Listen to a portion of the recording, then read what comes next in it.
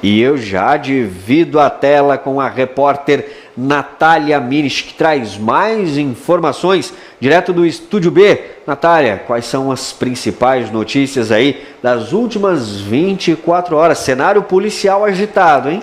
Agitado e eu diria até um pouco engraçado hoje. Boa tarde, Júnior. Boa tarde para todos que assistem o Jornal VIP desta sexta-feira.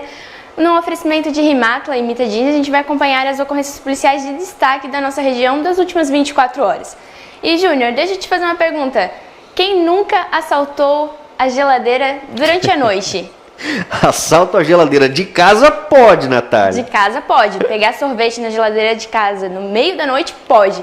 Mas 4 criminosos resolveram assaltar uma sorveteria no meio da madrugada. Confira o que aconteceu.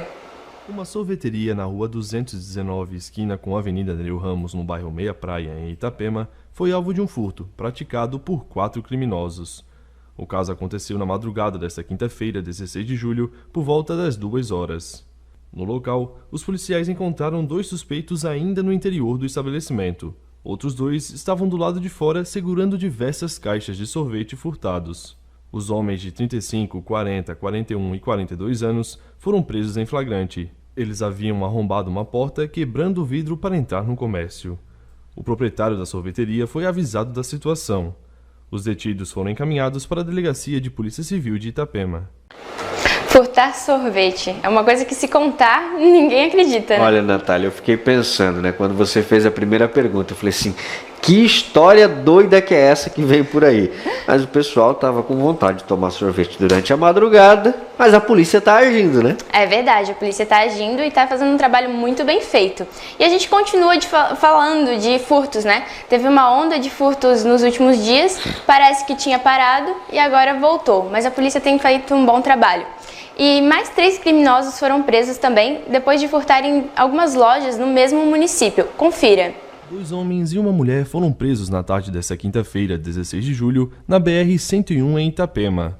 O trio havia acabado de furtar lojas de materiais de construção e de departamentos situadas no mesmo município. Logo que os crimes aconteceram, informações de que os suspeitos haviam fugido em um Renault Megane branco foram repassadas.